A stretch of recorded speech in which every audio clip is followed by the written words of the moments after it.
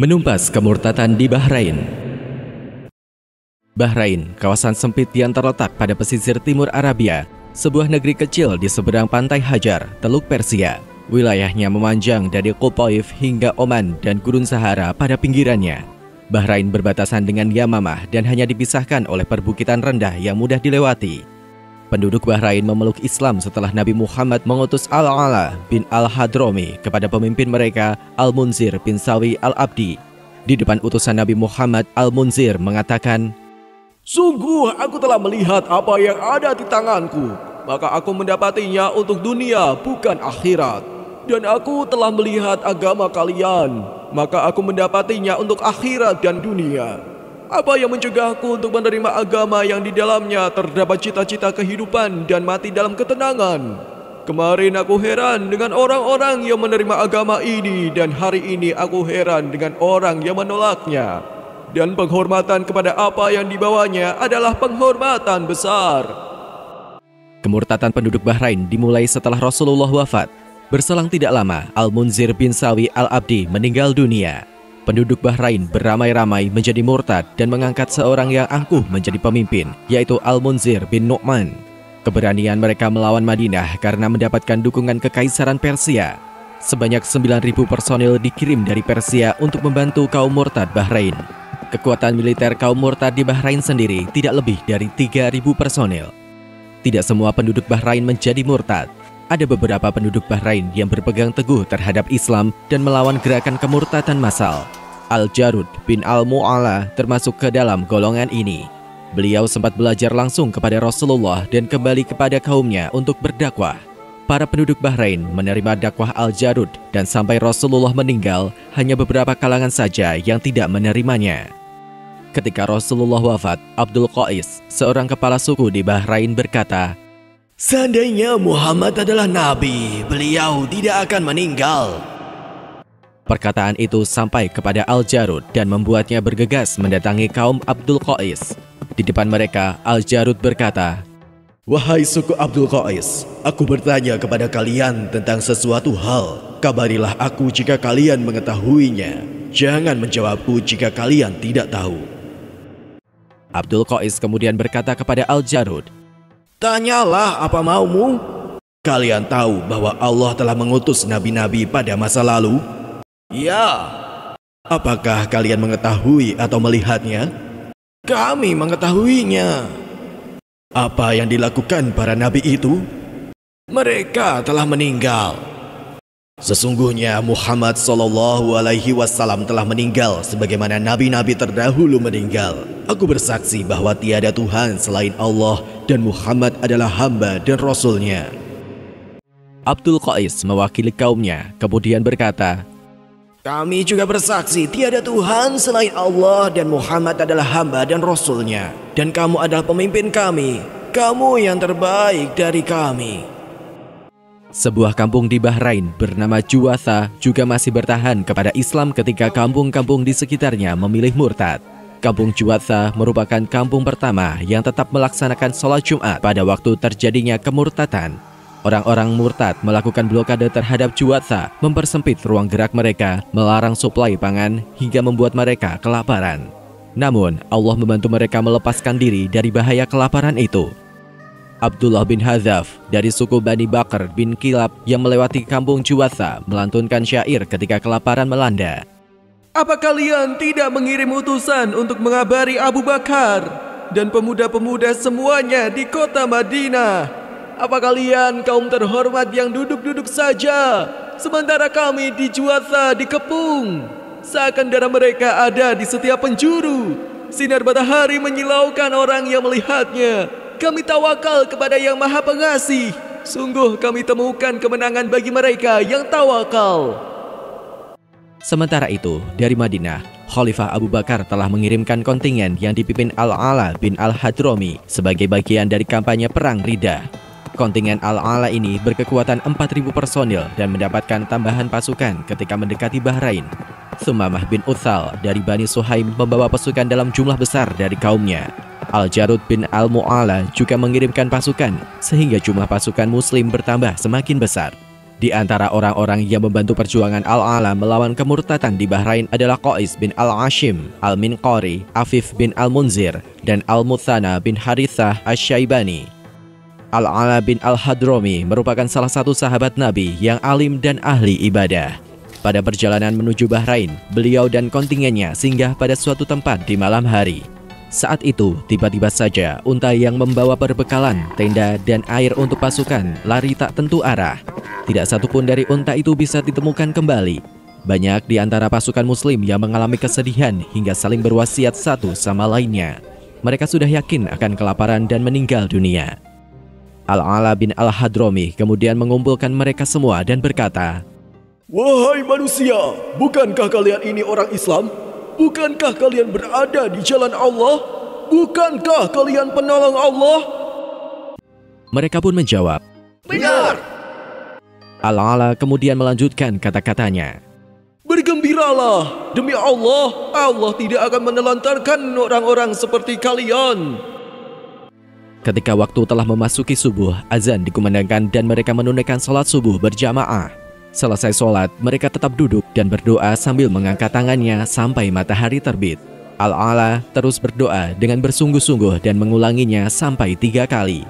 Pada doa yang ketiga, Allah memunculkan sebuah kolam besar di samping mereka. Pasukan muslim pun mendatangi kolam tersebut untuk minum dan mandi. Ketika matahari mulai meninggi, unta-unta pembawa perbekalan yang lepas tiba-tiba kembali kepada mereka. Seluruh perbekalan, air, dan tenda yang dibawa unta-unta tersebut tidak ada yang hilang. Tidak ada satupun yang hilang meskipun hanya sebuah tali. Pasukan muslim pun terbebas dari kelaparan dan kehausan. Al-Ala dan kontingennya semakin mendekat ke arah orang-orang murtad.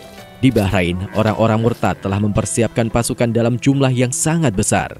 Al-Ala kemudian menempatkan kontingennya pada sebuah tempat yang berdekatan dengan markas pasukan murtad. Pada malam harinya, Al-Ala mendengar suara gaduh dari markas pasukan murtad. Al-Ala berkata kepada orang-orang di sekelilingnya, "Siapa yang akan mencari tahu kabar dari mereka?" Abdullah bin Hazaf segera bangkit dan menyusup ke markas pasukan murtad dan mendapati mereka sedang mabuk sampai tidak sadar. Al-Ala yang telah mendapatkan laporan tentang situasi dan kondisi orang-orang murtad tidak menunda waktu. Bersama pasukannya, Al-Ala menyerbu markas orang-orang murtad. Hanya sedikit dari orang-orang murtad yang berhasil meloloskan diri. Al-Hutam bin Dubai'ah, pemimpin mereka saat itu sedang tertidur pulas. Dia terbangun dan sangat terkejut melihat bahwa pasukan muslim sudah menguasai markasnya. Dia menaiki kuda dan hendak melarikan diri. Namun naas, tali pelana kudanya terputus. Al-Hutam kemudian berkata kepada orang-orang di sekitarnya, "Siapa yang bisa memperbaiki pelana kudaku?" Saat itu, Al-Hutam tidak mengira bahwa orang-orang di sekitarnya adalah pasukan muslim. Seorang dari pasukan muslim kemudian datang dan berkata, "Aku akan memperbaikinya untukmu. Angkat kakimu." Ketika Al-Hutam mengangkat kakinya, pasukan muslim itu justru menebas kakinya hingga ia jatuh dari kuda. Al-Hutam kemudian berkata, "Bunuhlah aku." Pasukan muslim itu menjawab, "Aku tidak mau." Setiap kali ada yang lewat, Al-Hutam selalu meminta untuk dibunuh dan tidak ada yang mau melakukannya. Pasukan muslim sangat menjaga etika dalam perang, bahwa musuh yang terluka dan tidak mampu melawan tidak boleh dibunuh. Sampai akhirnya datanglah Qais bin Al-Ashim lewat di depannya dan Al-Hutam berkata, "Aku adalah Al-Hutam, bunuhlah aku." Qais menuruti permintaan Al-Hutam dan membunuhnya. Ketika Qais melihat bahwa kaki Al-Hutam telah putus, dia merasa menyesal. "Alangkah buruknya aku. Seandainya aku tahu kondisinya, maka aku tidak akan membunuhnya." Pasukan muslim terus mengejar sisa-sisa orang-orang murtad yang melarikan diri. Sebagian orang murtad yang lolos berhasil menuju Darin dengan menggunakan perahu. Melihat hal itu, Al-Ala berkata kepada pasukan muslim, "Pergilah kalian bersama kami ke Darin untuk memerangi musuh-musuh di sana." Al-Ala dan pasukannya bergerak ke pantai untuk mengejar musuh dengan menaiki kapal. Namun, mereka melihat musuh sudah terlalu jauh dan sulit mengejarnya menggunakan kapal. Al-Ala beserta pasukannya menerobos laut dengan berkuda maupun unta. Sebelumnya, Al-Ala membaca doa, "Wahai Allah yang maha penyayang, yang maha bijaksana, yang maha mulia, yang Maha Esa, yang menjadi tempat bergantung, yang Maha Hidup. Tidak ada Tuhan selain Engkau, wahai Tuhan kami. Al-A'la juga memerintahkan seluruh pasukannya membaca doa itu dan menyeberangi perairan Teluk dengan izin Allah dalam bentuk pasir padat dengan sedikit air yang bahkan tidak menggenangi kaki unta maupun unta. Perjalanan menuju Darin dengan menggunakan perahu membutuhkan waktu hingga sehari semalam. Pada saat itu, Al-A'la dan pasukannya hanya membutuhkan sehari untuk pergi dan kembalinya. Pasukan kaum murtad yang berada di Darin tidak menduga bahwa pasukan muslim mampu mengejar mereka tanpa kapal. Kaum murtad hanya bisa mendapati diri mereka mendapatkan serangan tiba-tiba dan tidak mampu membalasnya. Seorang personil dari pasukan muslim yang bernama Afif bin Al-Munzir melantunkan sebuah bait syair ketika pasukan muslim melintasi lautan dengan menggunakan kuda dan unta. Apakah kamu tidak melihat Allah telah menundukkan lautan, menurunkan atas orang-orang kafir satu peristiwa besar? Kami berdoa supaya bisa membelah lautan. Allah mendatangkan yang lebih aneh dari belahan pelaut terdahulu. Setelah berhasil menumpas kekuatan kaum murtad, Al-A'la membawa kontingennya kembali ke Bahrain. Kampanye militer atas Bahrain berhasil memulihkan keadaan dan mengakhiri perlawanan kaum murtad. Al-Muthanna bin Harithah memiliki peran penting dalam penumpasan kaum murtad di Bahrain. Ia membantu Al-A'la Al-Hadrami dengan menyerbu Khotif dan Hajar hingga ke tepian sungai Tigris. Pasukannya berhasil menumpas pasukan Persia yang membantu kaum murtad Bahrain. Pasukan Al-Muthanna terus bergerak hingga mencapai delta sungai Eufrat dan Tigris, sekaligus melakukan perjanjian damai dengan penduduk di sana. Khalifah Abu Bakar yang mendengar kisah Al-Muthanna bertanya kepada Qais bin Al-Ashim. Beliau mendapatkan jawaban, Ia adalah seorang yang dikenal, nasab keturunannya juga dikenal, dan ia bukanlah orang hina. Ia adalah Al-Muthanna bin Harithah Asy-Syaibani. Khalifah Abu Bakar kemudian mengeluarkan perintah untuk Al-Muthanna agar melanjutkan dakwahnya kepada orang-orang Arab yang tinggal di perbatasan Persia. Apa yang dilakukan Al-Muthanna ini merupakan langkah pembuka untuk kampanye militer di Persia. Kelak, Khalifah Abu Bakar akan menugaskan Khalid bin Walid sebagai panglima operasi militer di Persia dan Al-Muthanna sebagai wakilnya.